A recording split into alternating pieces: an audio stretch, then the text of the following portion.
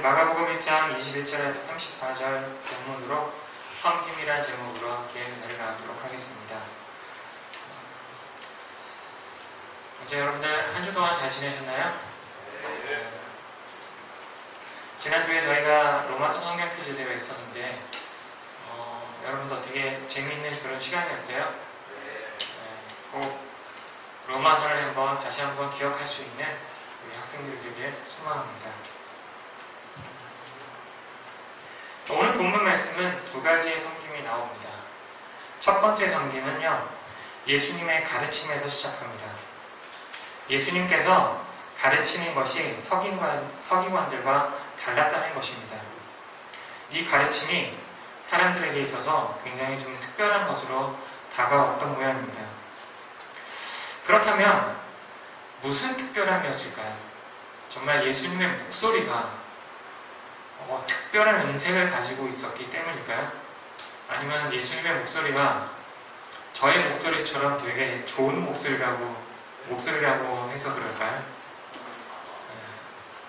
제 목소리 좀 좋은 편 아닌가요? 네. 그쵸, 목소리만 좋은 남자, 그죠? 네. 자, 성경에는 무엇을 가르쳤는지 그것에 대해서 자세하게 나와 있지 않습니다. 자, 그렇다면 우리가 한번 이것을 한번 살펴봤으면 좋겠습니다. 과연 서기관들은 무엇을 가르쳤을까요? 그것은 예수님께서 말씀하신 내용을 보면 겉으로는 굉장히 아름답게 보이나 그 안에는 죽은 사람의 뼈와 같은 모든 더러운 것이 가득하다고 이렇게 예수님께서 말씀하셨습니다. 그렇습니다. 형식에 있어서 굉장히 완벽했던 그런 사람들이 바로 이 서기관들이었습니다. 형식적으로는 되게 멋져 보입니다. 이 서기관들이. 그러나 그 안에는 진정한 사랑이 없습니다. 예수님께서 말로만 사람들을 가르치신 것이 아니라 행동으로도 보여줍니다. 귀신 들린 사람을 만나게 됩니다. 그런데 그가 이런 이야기를 합니다. 난 당신이 누구인지 압니다. 당신은 하나님의 거룩한 사람입니다. 라고 이렇게 귀신이 이렇게 이야기를 합니다. 이때 예수님께서 명령하십니다. 잠잠하고 그 사람에게서 나오라 했더니 정말 귀신이 그 사람에게서 나오게 됩니다. 그 놀라운 장면들을 사람들이 다 보게 됩니다. 그리고 그것을 보면서 이렇게 이야기합니다. 권위 있는 새 교훈이라고 이렇게 이야기를 하게 됩니다. 우리가 알 수 있는 것은 예수님께서 우리에게 진리이자 생명의 길로 인도하시기 위해 이 땅에 오셨다는 그 사실입니다. 요한은 예수님의 오심을 이렇게 이야기합니다. 말씀이 육신이 되어 우리 가운데 거하시며 우리가 그의 영광을 보니 아버지의 독생자의 영광이요 은혜와 진리가 충만하더라 라고 이렇게 이야기를 합니다. 지금 우리가 살고 있는 시대는 정보와 지식이 넘쳐납니다. 사실 인터넷만 뒤지면 여러분들이 정말로 이것저것 알 수 있는 것들이 너무나도 많습니다. 그리고 여러분들이 모르는 게 있으면 다 인터넷 보면 다 나옵니다. 길 가다가 모르는 곳이 있으면 인터넷 검색하면 다 나오고요. 길 가다가 이쪽 지역에 내가 좀 모르는 것들이 있다 라고 생각을 한다면 인터넷 검색하면 요즘은 다 나옵니다. 그래서 정보들이 무수히 넘쳐납니다. 그런데 이런 정보와 지식들이 사실은 우리 삶을 굉장히 풍요롭게 만드느냐? 꼭 그렇지만은 않습니다. 물론 우리가 이 정보의 지식들을 받아들이면서 우리 삶을 조금 더 변화시키고 좀 더 편하게 누릴 수 있고 이런 것들은 우리가 할 수 있지만 정말 그것이 우리 삶을 근본적으로 행복하게 만들어 주느냐 한다면 꼭 그렇지만은 않습니다. 그 지식과 정보가 사실 우리를 진리 가운데 이끌어주지 않습니다. 예수님께서 회당에서 가르치고 계실 때 귀신 들린 사람이 등장하여 예수님을 향해 이렇게 이야기했다고 했습니다. 그죠? 하나님의 거룩한 사람. 이 정보를 사실은 서기관들도 몰랐고 바리새인들도 몰랐습니다. 심지어 함께 생활하는 예수님의 제자들까지도 이 정보를 몰랐습니다. 그런데 귀신은 그것을 알고 있습니다. 하지만 귀신은 정보를 알고 있지만 사람의 삶을 어떻게 해요? 철저하게 파괴시키고 있습니다. 하지만 예수님은 어떤가요? 예수님은 우리를 하나님의 사랑으로 이끄십니다. 그러므로 우리는 마땅히 예수님을 섬길 수 있는 우리 학생들이 되길 소망합니다. 자, 그렇다면 첫 번째는 뭐예요? 첫 번째 섬김은 예수님의 가르침에서부터 시작된다고 했죠. 그렇다면 두 번째 섬김은 뭘까요? 두 번째 섬김은 그것은 질병으로부터 자유함입니다.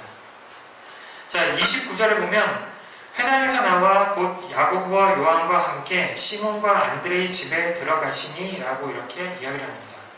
누구의 집에 들어갔다고요? 네, 시몬과 안드레의 집. 네. 시몬은 누군가요? 우리가 다 알고 있죠? 시몬이 내가 나중에 누구로 바뀌어요? 이름이 바뀌죠. 시몬이 어떤 이름으로 바뀌나요? 베드로로 바뀌잖아요. 베드로. 원래는 시몬이었다가 이름이 베드로로 나중에 바뀌게 됩니다. 자, 그래서 우리가 보면 이 회당에 계셨던 예수님께서는 이제 회당에서 나와서 시몬과 안드레의 집에 가게 됩니다. 그곳에서 한 여자를 만나게 됩니다. 이 사람은 바로 시몬의 장모입니다. 그런데 이 시몬의 장모가 열병을 앓고 누워 있었습니다. 그래서 예수님께서 31절에 보면 나아가사 그 손을 잡아 일으키시니 라고 이렇게 기록되어 있습니다. 손을 잡아 일으킵니다. 그랬더니 그 병이 완전히 떠나가게 됩니다. 이 소문이 아마도 사람들에게 전해졌던 것 같습니다. 사실 우리 소문이라는 건 굉장히 쉽게 퍼지잖아요. 그래서일까요? 32절에 보면 모든 병자와 귀신 들린 자를 예수께 데려오니 라는 구절이 있습니다.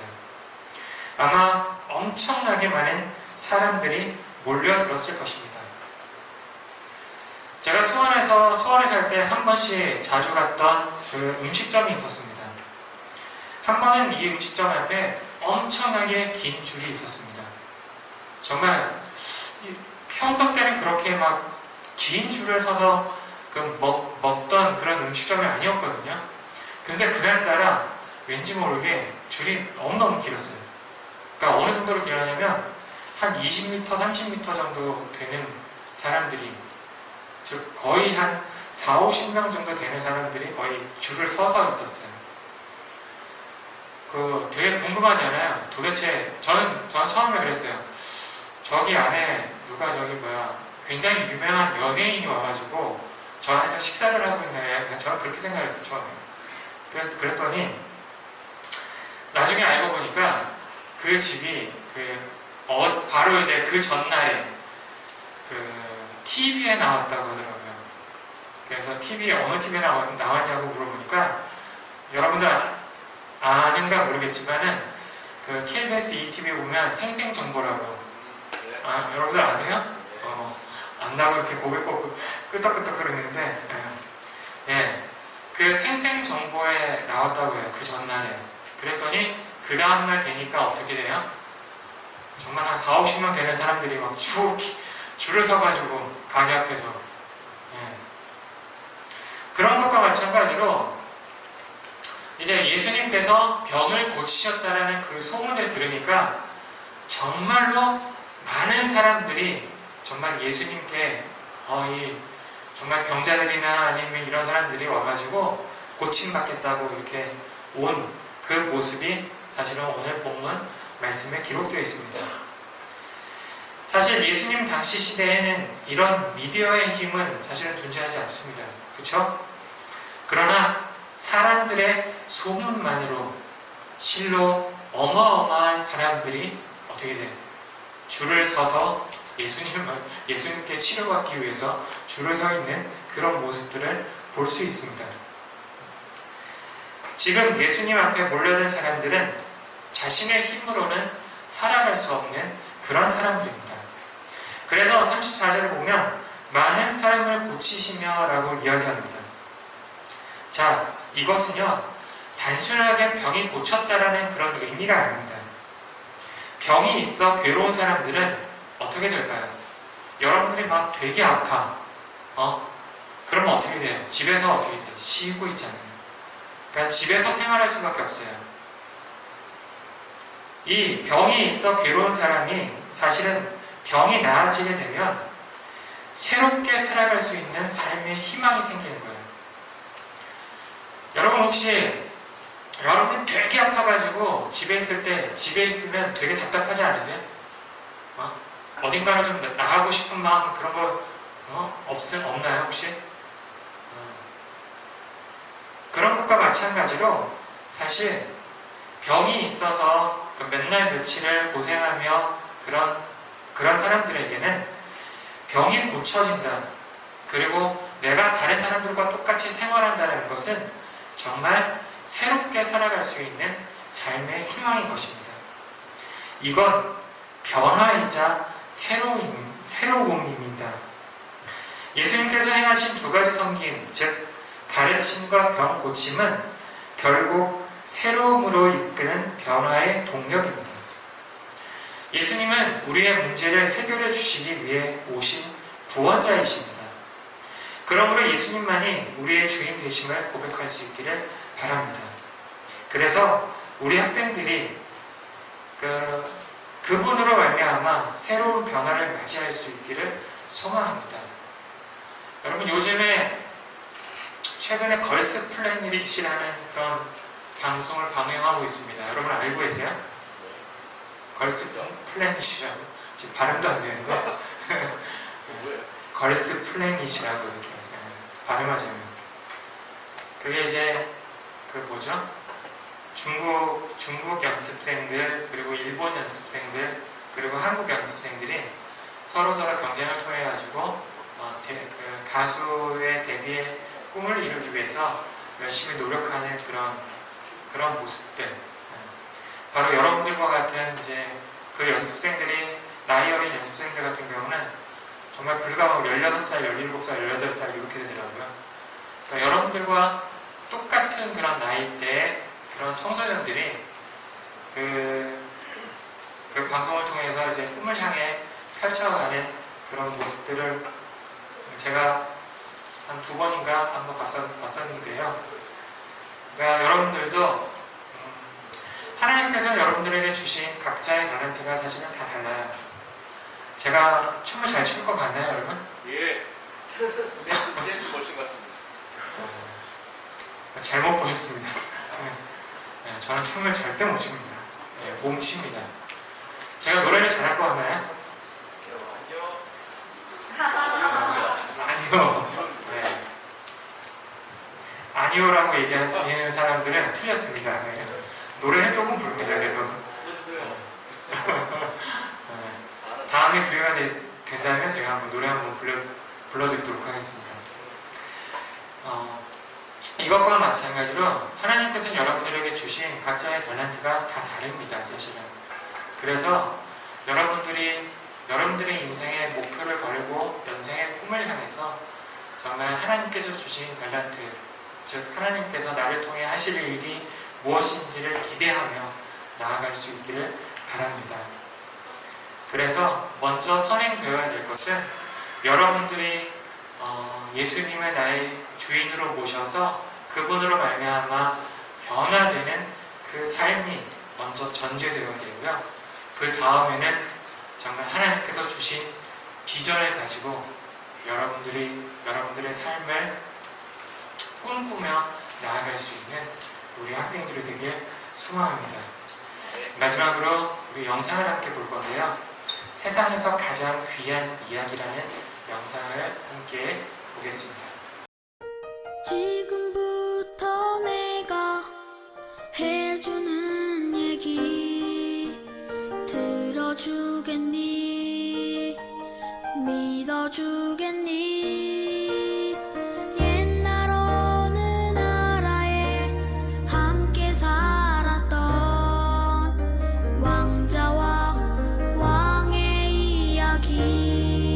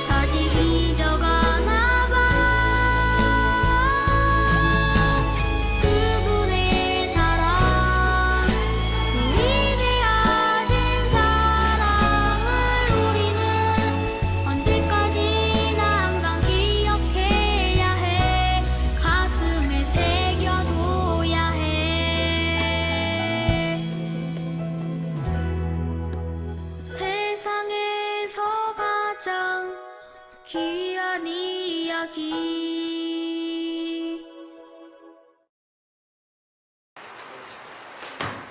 이 시간 우리는 함께 기도했으면 좋겠습니다. 정말 세상에서 가장 귀한 이야기는요, 하나님께서 바로 여러분들을 사랑하신다는 겁니다. 하나님께서 정말 여러분들을 너무나도 사랑하셔서 독생자 예수 그리스도를 여러분에게 보내셨다는 그 사실입니다. 그것이 세상에서 가장 귀한 이야기입니다. 저는 우리 학생들이 그 예수님을 나의 구세주로 영접하기 소망합니다. 저는 우리 학생들이 그 예수님을 나의 주인이 되심을 고백할 수 있기를 바랍니다. 정말 이 시간 여러분들이 여러분들 목소리로 이렇게 기도했으면 좋겠습니다. 예수님, 나의 주인이 되어주세요. 예수님, 나의 주님이 되어주십시오. 라고 고백하는 우리 학생들 되길 소망합니다. 이 시간 함께 기도하실 때 다같이 정말 예수님께서 나의 주인이 되어주십시오. 정말 예수님만이 나의 주님 되십니다. 라고 고백하며 나아가길 바랍니다. 우리 다같이 한 목소리로 기도하시겠습니다.